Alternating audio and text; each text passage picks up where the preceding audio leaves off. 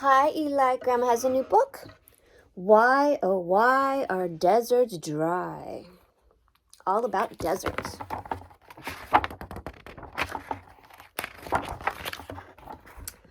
I'm the Cat in the Hat, and today is the day that we're off to see deserts. Let's leave right away. You may think that deserts are empty and bare, but you'll be surprised the things we'll find there. Insects and lizards, flowers and snow. Want to see for yourself? Buckle up and let's go. Why are deserts dry? I'll be glad to explain. There are a few clouds above them to bring rain. Without clouds, there is nothing to block the sun's light or hold the heat in, so it gets cold at night. The air is so dry, any rain deserts get dries up right away, so they do not stay wet. Without water, surviving in deserts is rough. Plants, insects, and animals need to be tough. All living things to have water, so how do they live where it's dry? I will show you right now. Desert plants must find water. Some have ways to store it. Roots spread out to find it or reach deep down for it. Shallow roots of this cactus pull water through them. The cactus then stores it inside of its stem. See, there's the little roots. Very shallow. There's a tree in the desert that's called a mesquite. Its roots reach for water that's down 40 feet. Wow, look how long those roots go to get water. Mesquite.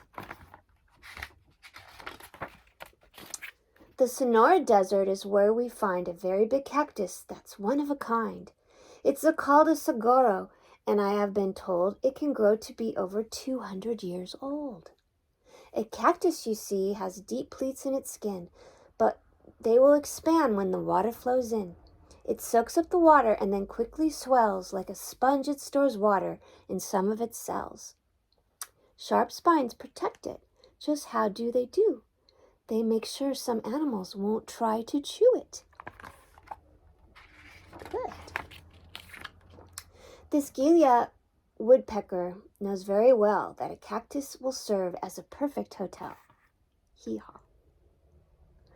She pecks a small hole and then slips inside. It's cool and it gives her a safe place to hide.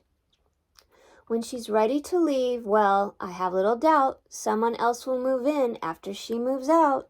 Oh, look, there's an owl. How do insects get water? Some of them do is get water that's inside the plants that they chew. These desert insects, or honeypot ants, all year long they collect the sweet nectar from plants. They store it inside them and then they can feed it to ants who are hungry whenever they need it. Oh, look there's the food, and then they feed it to the other ants. Interesting. The Namib Desert gets rain rarely, and yet fog comes from the sea and makes everything wet. Here, the fog-basking beetle has a way to survive, getting water it needs to help it stay alive. It tilts its abdomen up. Water droplets soon slide down its body into its mouth. Open wide. Oh, look there he is. He's about to get water. Animals differ in the food that they eat and the ways they keep cool in the dry desert heat. In the daytime, small animals stay underground. Later on, when it's cooler, they move above ground. There he is, taking a nap underneath the ground. This cute phoenix fox fully soled feet help him walk on hot sand. His big ears let out heat. Kangaroos lick their arms to help cool off their skin, then each dig a hole in the ground and climbs in. Oh, I didn't know they did that. We asked this lizard how it spends his days. Each morning he's warmed by the sun's gentle rays. By midday it's hotter and it's time to hide. He slips into his burrow and goes deep inside. Wow. In the late afternoon, he is back in the sun. It is not as hot now, and the day's almost done. Then he's back in his burrow to sleep through the night. He'll be up with the sun just as soon as it's light. Hawks, eagles, and vultures fly high in the air. They stay off the ground. It's much cooler up there. Kangaroo rats never drinks, but she eats lots of seeds. The water inside them is all she needs. Roadrunners can fly, but they usually run. They catch lizards and snakes in the hot desert sun.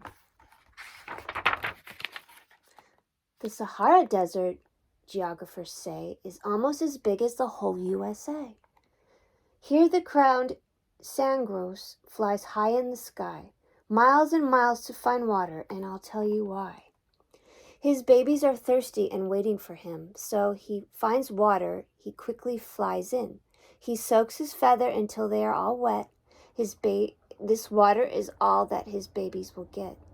They drink from his feathers, which dry soon, and then he must take to the sky to find water again. That's interesting. Out here in the desert, when winds start to blow, there are few plants to help hold the sand down, and so the wind blows the sand, which forms into dunes. It makes shapes in the sand like these crescent moons. What's this nomad wearing? It's called a burnous. It protects him from the sun. It's long and it's loose. People called nomads spend their whole lives here.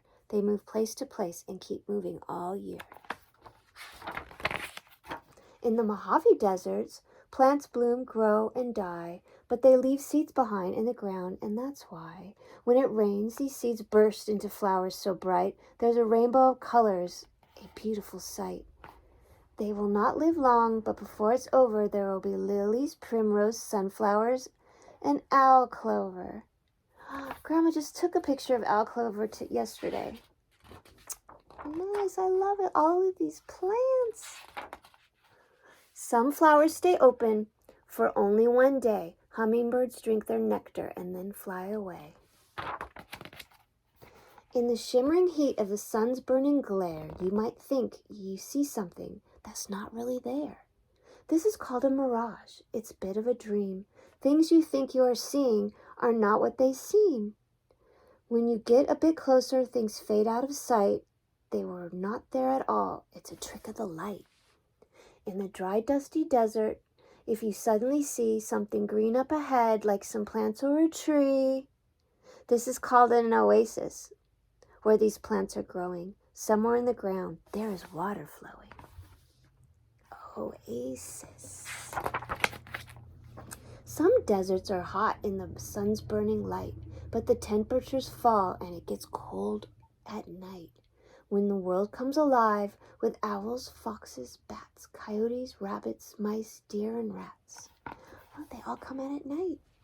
Nocturnal animals come out, and soon they search to find food by the light of the moon.